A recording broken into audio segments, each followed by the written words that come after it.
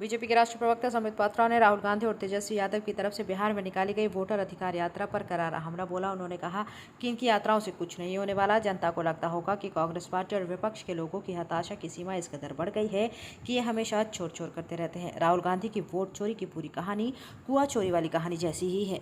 मुझे तो कई बार लगता है कि जब से माननीय मोदी जी की सरकार बनी है, कांग्रेस पार्टी और विपक्ष के प्रेस के मुद्दे भी वही होते हैं और अब हम भी थक जाते हैं वही प्रश्नों के उत्तर देते देते।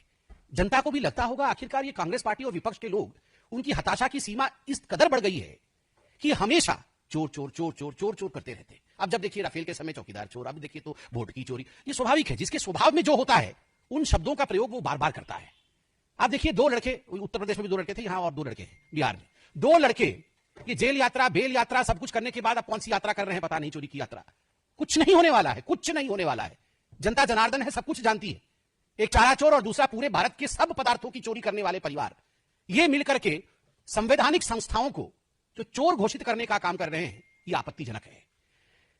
कल इलेक्शन कमीशन ऑफ इंडिया ने, चुनाव आयोग ने एक प्रेस कॉन्फ्रेंस किया। तमाम आयोग के सदस्य बैठे थे और मैं कहूंगा कि point by point technical rebuttal उन्होंने दिया है। टेक्निकल, किस प्रकार से एसआईआर होता है, एसआईआर क्यों होता है। बिहार में 20 वर्ष पहले एसआईआर इंटेंसिव रिवीजन हुआ था, 20 वर्ष के बाद 2003 के बाद पुनः हो रहा है। जिन लोगों के मन में प्रश्न था कि अभी क्यों हो रहा है चुनाव से कुछ महीनों पहले, तो उसका भी जवाब दिया गया कि 20 साल पहले जो हुआ था उस समय का कालखंड भी चुनाव का कालखंड ही था, उस समय ही हुआ था, उस समय किसी की आपत्ति नहीं थी।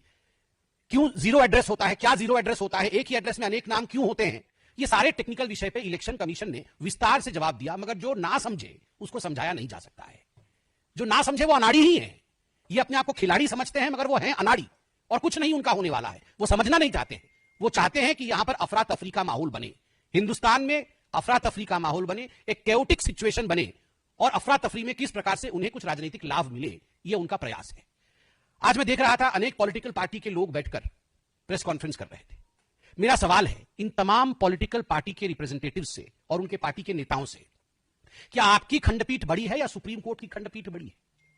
जब सुप्रीम कोर्ट में किसी विषय पर सुनवाई हो रही है, जब सुप्रीम कोर्ट ने एसआईआर पर रोक नहीं लगाया है, तो आप कौन सी खंडपीठ है? ये कौन सी खंडपीठ है जो आके 7 लोग बैठ गए और आपने घोषणा कर दी कि चोरी हो रही है?